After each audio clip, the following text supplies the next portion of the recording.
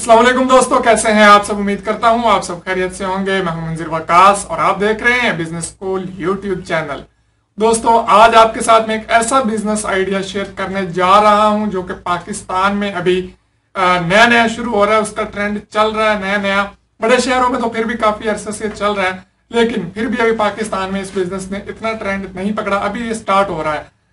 Foreign countries की बात करें तो ये बिजनेस बहुत बड़े लेवल पे हो रहा है, बहुत बड़े लेवल पे हो रहा है और काफी ज्यादा प्रॉफिटेबल बिजनेस है। लेकिन पाकिस्तान में चूंकि अभी अभी स्टार्ट हो रहा है, इसलिए आप इसमें कदम रख के अभी से कामयाब हो सकते हैं। क्योंकि जो भी बिजनेस आप देख लें, जिन लोगों ने शुरू में ही उसे पकड़ लिया वो लोग उस बिजनेस में कामयाब हो गए और जिन्होंने बाद में उसे फॉलो किया वो पीछे ही रह गए। किसी भी बिजनेस की आप बात कर लें तो ऐसा ही हुआ है। तो आज मैं आपके सामने एक मुकम्मल फिजिबिलिटी रिपोर्ट लेके आया हूं। बात करने जा रहे हैं हम प्री स्कूल की। प्री स्कूल के बारे में कुछ लोगों ने सुना होगा और कुछ लोगों को नहीं पता होगा, तो हम उसकी बात आगे कर लेते हैं। ना सिर्फ यह कि मैं आपको बिजनेस स्टार्ट करने के बारे में बताऊंगा, बल्कि एंड पे मैं आपको एक ऐसी टिप भी बताऊंगा जिससे आप इस कारोबार में आसानी जो है कामयाब हो सकते हैं। तो प्री स्कूल सबसे पहले होता है क्या, ये हम बात कर लेते हैं। आम स्कूल की हम बात करें सबसे पहले तो जो बच्चों वहां पे जाकर दाखिल करवाते हैं, नर्सरी प्रेप, फिर 1 2 3 4 5 इस तरह से बच्चे क्लासेस पढ़ते जाते हैं। तो ये तो हो गया आम हमारा जनरल पब्लिक जो भी स्कूल होता है। लेकिन प्री स्कूल वो स्कूल होता है जहां नर्सरी से भी पहले छोटे बच्चों को वहां पे जाके दाखिल करा दिया जाता है। इस लेवल पे बिजनेस स्टार्ट करने के लिए आपको क्या क्या रिक्वायरमेंट्स हो सकती हैं, सबसे पहले हम वो बात कर लेते हैं। उसके बाद हम इसके मुनाफे की बात कर लेंगे। तो सबसे पहले हम इसका एस्टिमेट मेरे पास जो आया है हम उसकी बात कर लेते हैं। सबसे पहले आपको एक अच्छी सी बिल्डिंग चाहिए होगी। यहाँ पे आपको कुछ सैंपल्स नजर आ रहे होंगे, आप देख सकते हैं। उस तरह के आपने बिल्डिंग हायर कर लेनी है। अगर आपके पास खुद की हो तो बेहतरीन है, अगर ना हो तो आप हायर कर सकते हैं, किसी बड़े शहर में ले लें तो ज्यादा अच्छी बात है। इसका जो अंदाजन रेंट है ये 10,000 रुपए है। इससे ज्यादा भी हो सकता है, कम भी हो सकता है शहर के लिहाज से। मेरे पास जो अभी फिजिबिलिटी रिपोर्ट आई है उसके मुताबिक इस तरह के मकान की जो रेंट होगा मंथली वो 10,000 रुपए होगा। और अगर हम इसको सालाना में, एनुअल में लेके जाएं तो हमारा ये 1,20,000 रुपए का खर्चा रेंट का है। उसके बाद हम बात कर लेते हैं इक्विपमेंट की। आपने जो प्री स्कूल बनाना है ये ऐसे ही नहीं हो जाना कि वहां पे आपने चेयर्स लगा दी और बच्चों को पढ़ा लिया और बात खत्म। नहीं, बल्कि आपको, बच्चे छोटे होते हैं उसके लिए उनके लिए आपको खिलौने चाहिए होंगे इस तरह के जिससे वो बच्चे बहल सकें और जिससे वो सीख सकें। इस तरह के डिफरेंट टाइप्स के इक्विपमेंट्स होते हैं, खिलौने होते हैं जिनमें खेलने के साथ साथ बहुत कुछ सीखने को भी मिल जाता है। तो ये जो हमारे पास फिजिबिलिटी रिपोर्ट में इसकी कीमत आई है, कॉस्ट आई है, वो तकरीबन 1,00,000 रुपया है। लेकिन ये बात मैं आपको बताता चलूं कि ये 1,00,000 रुपए के जो इक्विपमेंट्स हैं ये अंदाजन इस तरह से अंदाजा लगाया जाता है कि ये 3 साल तक चलेंगे, 3 सीजन चलेंगे। तो इस तरह से ये 1 साल का जो है हमारे पास तकरीबन 33,333 रुपए का खर्चा आता है। इसके बाद हम बात कर लेते हैं स्टाफ सैलरी की। स्टाफ सैलरी की अगर बात करें तो यहाँ पे आपको कोई हाई क्वालिफाइड वेल एजुकेशन जो है वेल एजुकेटेड स्टाफ नहीं चाहिए होगा, क्योंकि सिखानी तो बच्चों को ABC है और बच्चों को हैंडल करना होता है। इसके लिए आप कम से कम ज्यादा से ज्यादा जो मैट्रिक वाली बच्चियां भी अगर रख लें लड़कियां एज ए टीचर्स तो चलेंगी।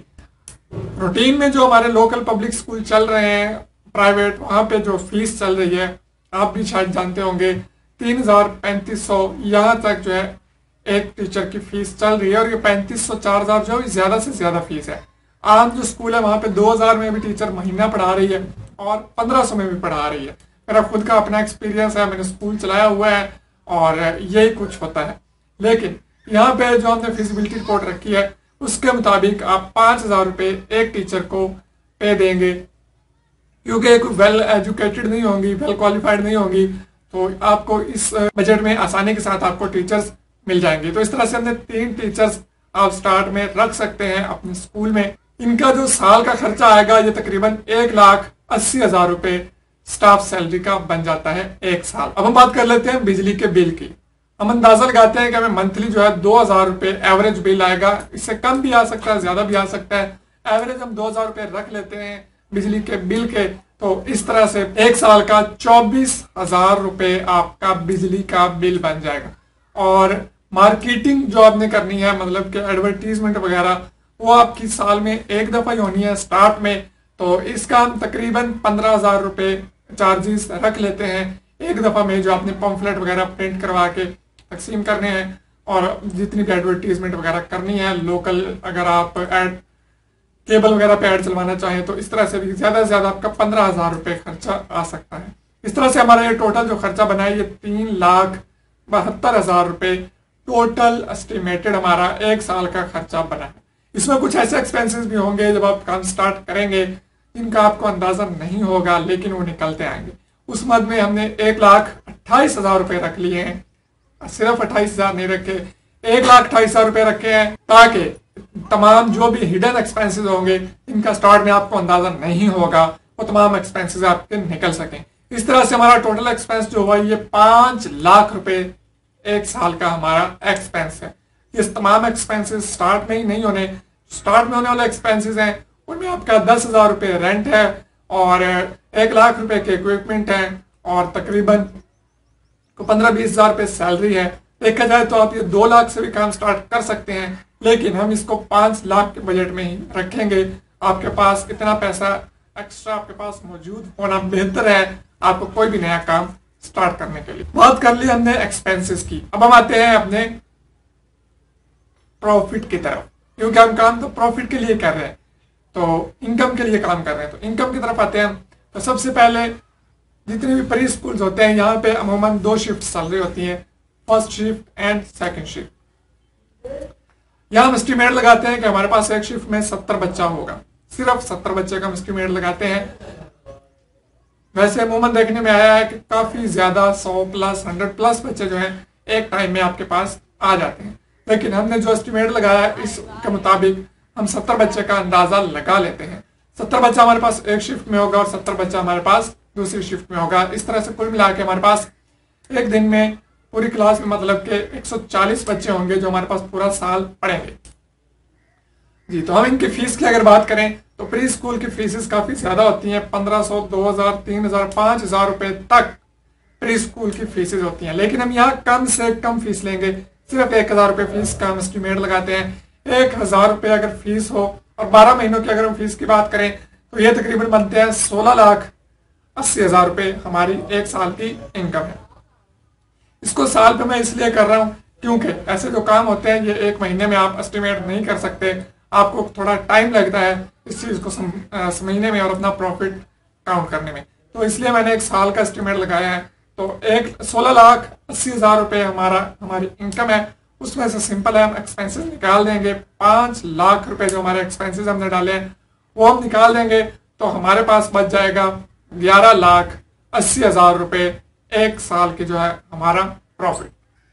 इस 11,80,000 को अगर हम 12 पे डिवाइड करते हैं, 12 महीने होते हैं, तो ये तकरीबन 98,333 रुपए जो कि तकरीबन 1 लाख रुपए आपका 1 महीने का खालिस मुनाफा निकल रहा है। इसमें अब 1-2 और चीजें हो सकती हैं। सबसे पहले तो ये कि आपने अपनी ब्रांच खोल ली और काम स्टार्ट कर दिया।